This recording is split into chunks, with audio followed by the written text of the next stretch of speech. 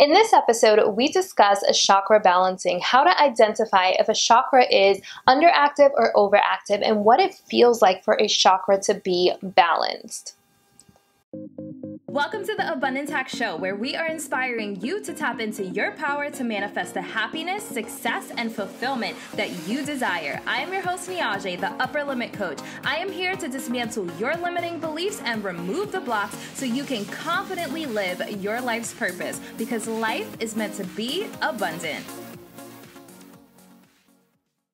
Hey M&Ms, thank you for tuning into the Abundance Hack Show. What are you manifesting in your life today? If you're joining me for the first time, although they're really yummy candies, M&Ms actually stands for Magical Manifestors. And if you're listening to this podcast, that means you want to manifest abundance. You want to tap into that abundant energy to attract more joy and love and passion and excitement and success into your life. In this episode, we are discussing chakra balancing. If you don't know what a chakra is, I recommend starting with my Chakra 101 episode. I will have the link for that in the show notes. That episode goes over the basics, our 7 main chakras, where they are, and what they do. In this episode, we're diving into how to identify if your chakras are blocked and if they're underactive or overactive. I have a lot of notes, so let's dive in. Chakra in Sanskrit actually means wheel or spinning disc. I want you to take a moment and imagine if you had an area in your energy field that was spinning in one direction at a medium rate. And then you have another area in your energy field spinning in an opposite direction at a completely different rate. And then another one spinning at a slow rate. It'll be a little chaotic. And essentially that is what happens when our chakras are blocked or unbalanced. And the goal is to get them balanced and working in harmony so we experience that inner peace and that connection to self, to higher power, and to others. An underactive chakra means the chakra is experiencing a blockage or is not distributing the flow of energy. An overactive chakra means the chakra is distributing too much energy and it's working in overdrive and bringing an imbalance to the chakra. So let's start with the root chakra. The root chakra is our foundation. This is your sense of safety and survival and your basic needs, your right to take up space in the world. An imbalance in your root chakra will cause a threat to your survival. These threats can be moving, changing jobs, reoccurring health problems, weight problems, a sense of fear or insecurity. An underactive root chakra will cause you to have a lack in a sense of home or security anywhere. It'll have you feeling codependent and unable to connect to your body. You'll be fearful of abandonment, feel disconnected, disorganized, lack focus, anxiousness, a lack of stamina, and trouble obtaining financial security. An overactive root chakra will be materialistic, greedy, resistant to change, fearful, angry, annoyance towards people and events in your life, rigid boundaries, and impulsiveness.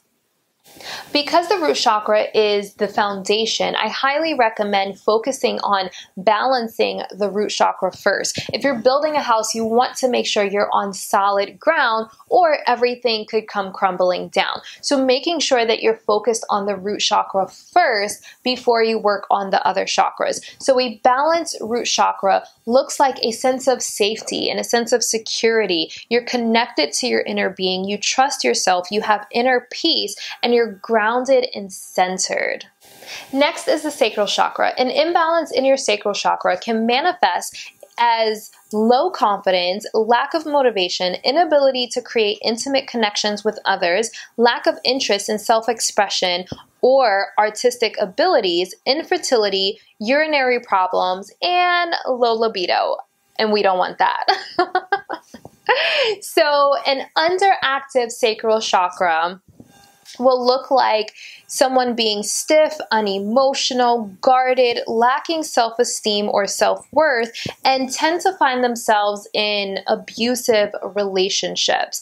An overactive chakra can look like over-emotional, very quick to get attached, attracted to drama, moody, or lacking personal boundaries. The goal is a balanced sacral chakra, and that looks like warmth and confidence and generosity, and you feel dynamic and stimulated and full of ideas. I like to call this tapped in and turned on. If you listen to Abraham Hicks or Mama Gina, they always talk about turning on. So tapped in, turned on, and feeling very decadent. Next is your solar plexus. An imbalance in a solar plexus can result in a lack of control in your life as well as a lack of identity. An underactive sacral chakra will cause you to be passive, indecisive, timid, or lacking self-control. An overactive chakra can result in aggression or anger. You may be a perfectionist and extremely critical of yourself or others. Obviously, the goal is to have a balanced solar plexus, which will result in the ability to overcome or act in spite of fear, basically having courage, and mastering your thoughts and making conscious choices. Balancing the chakra will empower you to follow your true path and create the life that you truly desire. Next is the heart chakra. So obviously this is the chakra that controls love. So we know how important this chakra is. They're all important, but the heart chakra is one of the most important because it controls self-love, it controls romantic love, it controls our love for our friends and family. So extremely important chakra. An imbalance in your heart chakra will look like emotional and physical distress, jealousy, or hatred. An underactive heart chakra can cause a person to be cold, distant, lonely, unable or unwilling to open up to others, and grudgeful. And you know what I say about grudges? Holding a grudge is like drinking poison and expecting the other person to die. It's really important that we are releasing resentment because resentment causes trapped emotions in our body. So our heart chakra is the chakra that controls forgiveness and allowing us to forgive others, but also forgive ourselves. So we are in alignment. Really, really important and powerful. An overactive heart chakra looks like a person being clingy, suffocating, lacking a sense of self in a relationship. So basically like losing yourself in a relationship, which is really common. People pleasing, saying yes to everything, and not having any personal boundaries. Obviously, the goal is to have a balanced heart chakra, and that looks like operating from a place of compassion, love, and forgiveness. Love is the center of all spiritual healing, and love is one of the highest vibrations. So this is a really powerful chakra to focus on and make sure it is in alignment. And I know we have moments where we are caught in pain or frustration or disappointment, and we don't want to align or balance our heart chakras, but imagine operating and living from a place of love. And that is the goal because that is the highest vibration. So that is going to attract the abundance to you faster if you are moving from a place of love and alignment. Have you ever thought, who am I to write a book, start a podcast, or create an online course? Have you ever been hesitant to share your gifts with the world because you were afraid of what people would say or think? It is time to stop hiding your magic from the world. Go to Niajae.com/decadent to download the 6 steps to a decadent you so you can gain clarity around your purpose, have courage to stand in your truth, build confidence to step into your power, and shine your light bright unapologetically. Go to Niajae.com/decadent so you can take the steps towards thriving in your fullest expression.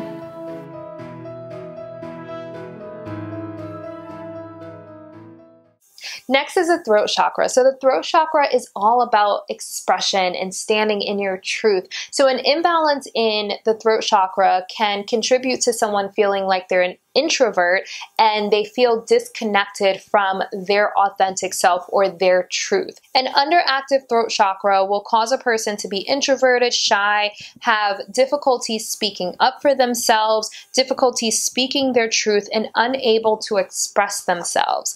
An overactive throat chakra can cause a person to talk too much, making them unable to listen, someone being highly critical, verbally abusive, condescending, or passive aggressive. And I cannot stand people being passive aggressive. I'm just saying, like, I feel like I'm such a direct person. I was born in New York, so I'm just like, be direct with me. Like, I cannot stand passive aggressiveness.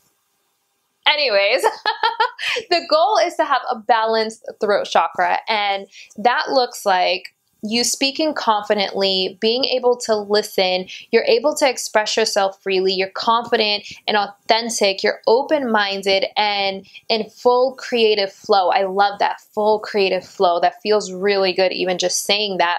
You have social courage, and you know, I talk about social courage all the time. Social courage is the ability to speak your truth, stand in your truth, even at the risk of rejection or disapproval. So the throat chakra is extremely important for expression.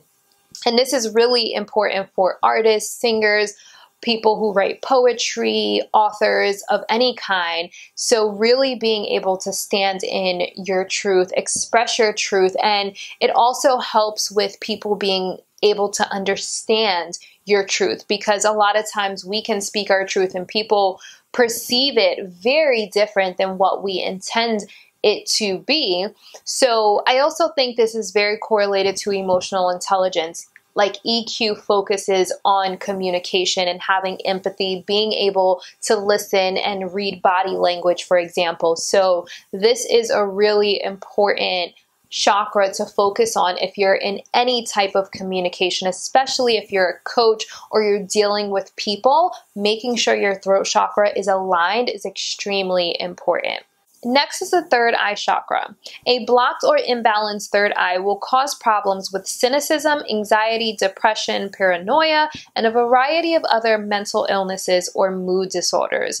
An underactive third eye will cause a person to be rigid in their thinking. They're not open to new ideas, ways of thinking, or perspectives. They're too reliant on authority or outside influences. They're disconnected or distrustful of their inner voice. They cling to the past and or are fearful of the future. An overactive third eye will cause them to be out of touch with reality, lacking good judgment, and unable to focus. Obviously, the goal is a balanced third eye, and that looks like clarity. Being able to have clarity in thought and vision. You're connected to your intuition. You see the events in life as symbolic and lessons to be learned. So last but definitely not least is the crown chakra, which I love because the color is purple.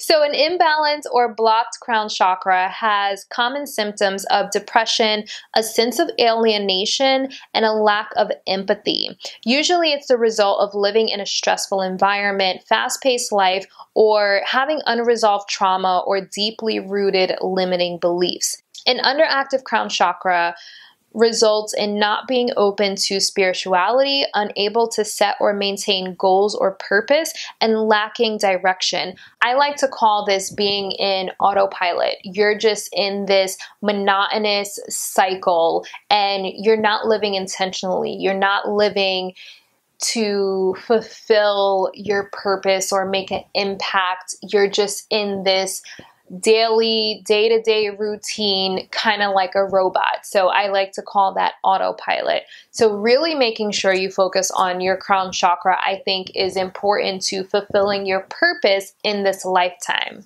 An overactive chakra can look like someone addicted to spirituality, disconnected from their physical body or earthly matters, and they tend to exaggerate and have a hard time listening to others. Obviously, the goal is a balanced crown chakra, which gives you wisdom and self-awareness. And you know, I talk about self-awareness all the time on this podcast because it's so powerful. It allows you to feel connected to others as a part of the universe, and you feel blessed and peaceful. Like, who doesn't want to feel blessed and peaceful?